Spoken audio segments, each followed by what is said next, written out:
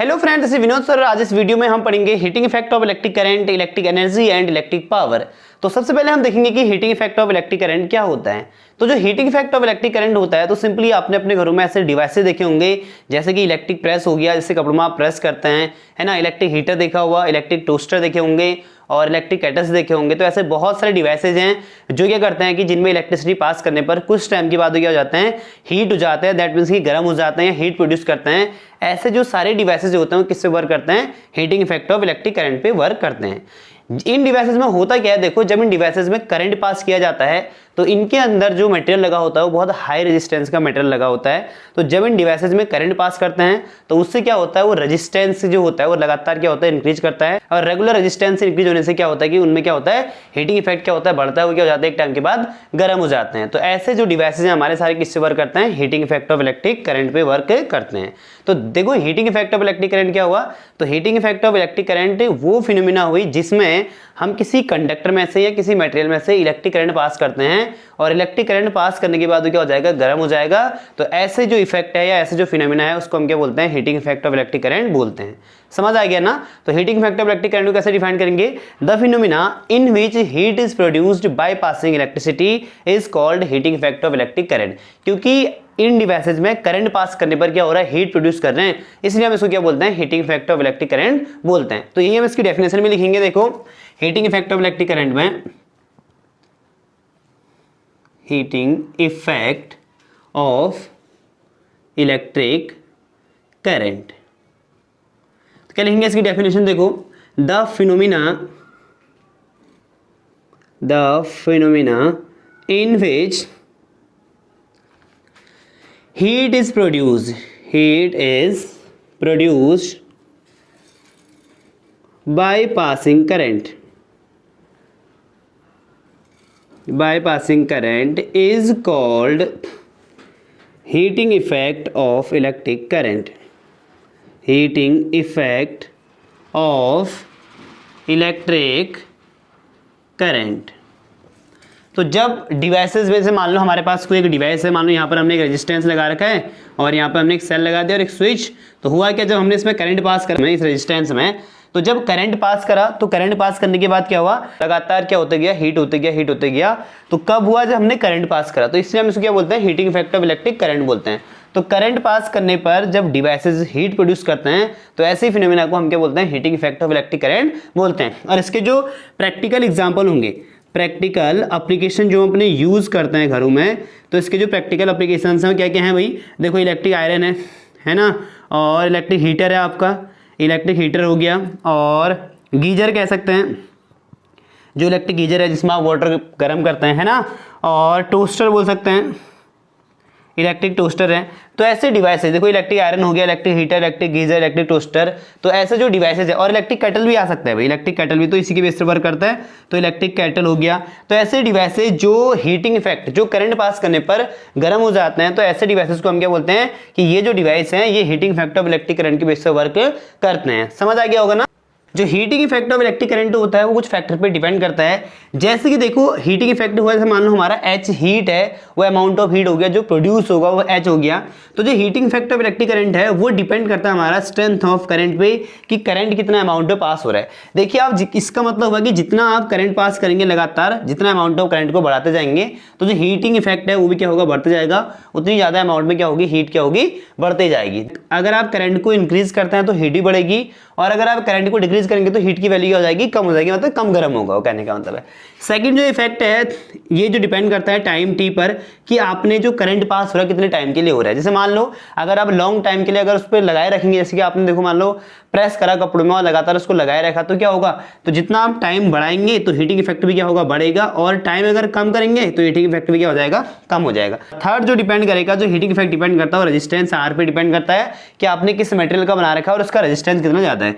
जितना ज़्यादा रेजिस्टेंस होगा तो हीटिंग इफेक्ट भी क्या होगा, उतना बढ़ेगा, और रेजिस्टेंस जितना कम होगा तो हीट भी क्या हो जाएगी, उतनी कम हो जाएगी। तो मेन जो अगर मैं फैक्टर की बात करूँ तो आपका रेजिस्टेंस ही समझे एक तरीके से, क्योंकि रेजिस्टेंस जितना ज़्यादा हाई होगा तो हीटिंग इफेक्ट भी क्या होगा, उतना ज़्यादा प्रोड्यूस करेगा। तो मोस्ट ऑफ दी केस में हम जो यूज़ करते हैं हाई हीटिंग इफेक्ट के लिए तो हम नाइक्रोम वायर का यूज़ करते हैं, क्योंकि जो नाइक्रोम वायर है उसकी रेजिस्टिविटी क्या होती है, बहुत ज़्यादा हाई होती है। हाई रेजिस्टिविटी होने की वजह से क्या होता है, उसका जो हीटिंग इफेक्ट भी क्या होता है, लगातार बढ़ते जाता है और बहुत हाई क्या होता है, उसका हीटिंग इफेक्ट होता है। क्लियर है ना।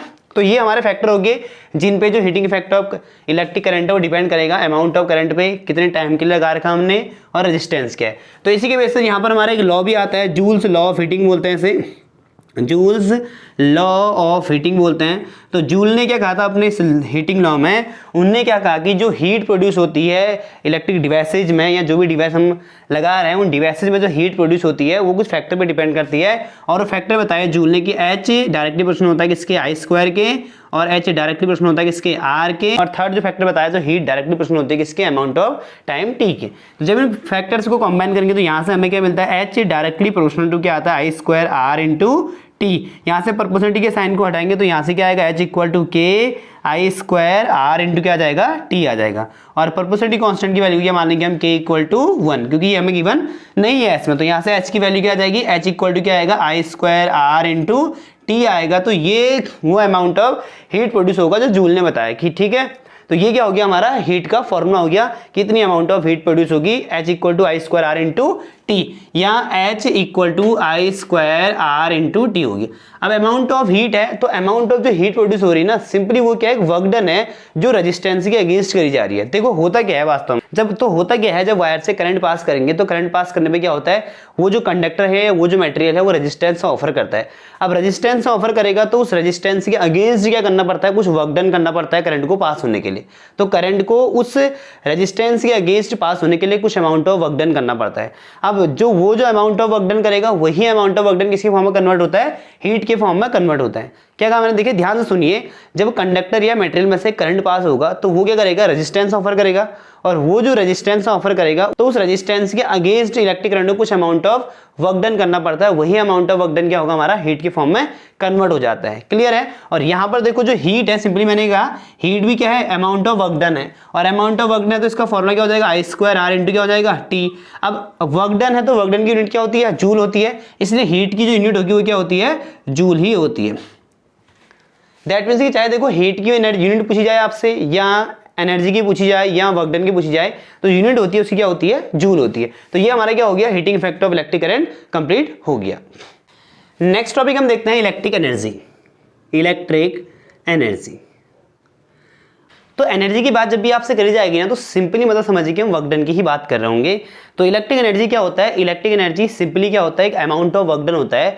देखो होता क्या है इलेक्ट्रिक सर्किट्स में, जब भी किसी सर्किट से करंट पास होता है, किसी भी डिवाइस से या किसी मटेरियल से जब करंट पास होगा तो वो जो मटेरियल होता है वो क्या करता है, करंट के पास होने में, फ्लो होने में कुछ अमाउंट ऑफ रेजिस्टेंस करता है, ऑफर करता है।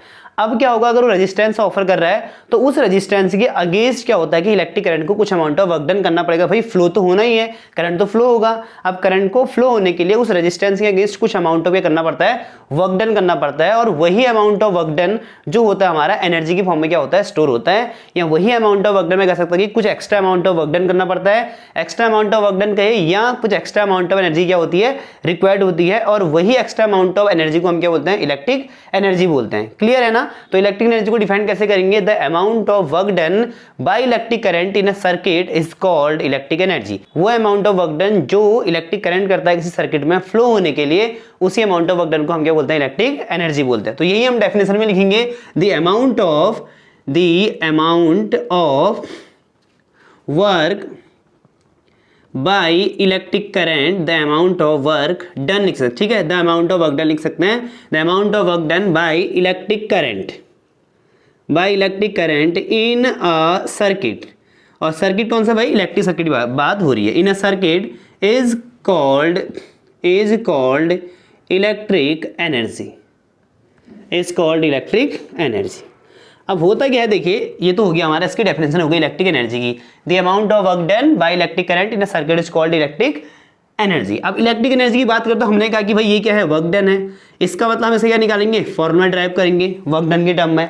तो देखो होता क्या है, हमने फर्स्ट जो हमने पोटेंशियल डिफरेंस का फॉर्मूला पढ़ा, तो V इक्वल टू क्या होता है, amount of work done upon क्या होता है, चार्ज Q होता है। इसका डेरिवेशन करेंगे, ठीक है। तो V इक्वल टू क्या होता है, W/Q होता है। तो यहाँ अपॉन 1 क्रॉस मल्टीप्लाई कीजिए, तो W इक्वल टू क्या आ जाएगा, यहाँ से आपके पास V इंटू क्या आ जाएगा, Q। तो ये आपका हो गया पहला फॉर्मूला। और यही जो वर्क डन है ये क्या हो जाएगी, तुम्हारी एनर्जी के फॉर्म में स्टोर हो जाएगी। तो W इक्वल टू क्या आ जाएगा, एनर्जी इंटू V इंटू क्या आ जाएगा, Q आ जाएगा। क्लियर है। तो यहाँ पर जो इलेक्ट्रिक एनर्जी का फॉर्मूला आया क्या आया, V इंटू क्या आया, Q आ गया। अब देखिए हमने क्या पढ़ा है, करंट इक्वल टू फॉर्मूला क्या होता है, I इक्वल टू Q/T। ठीक, तो यहाँ से जो Q इक्वल टू क्या हो जाएगा, I इंटू क्या आ जाएगा, T। Q की वैल्यू को यहाँ रखेंगे तो एनर्जी इक्वल टू क्या आ जाएगा, V इंटू I की, Q की वैल्यू जब यहाँ रखेंगे तो क्या आ जाएगा, I इंटू T। तो ये सेकंड फॉर्मूला आ गया एनर्जी का, VI इंटू T।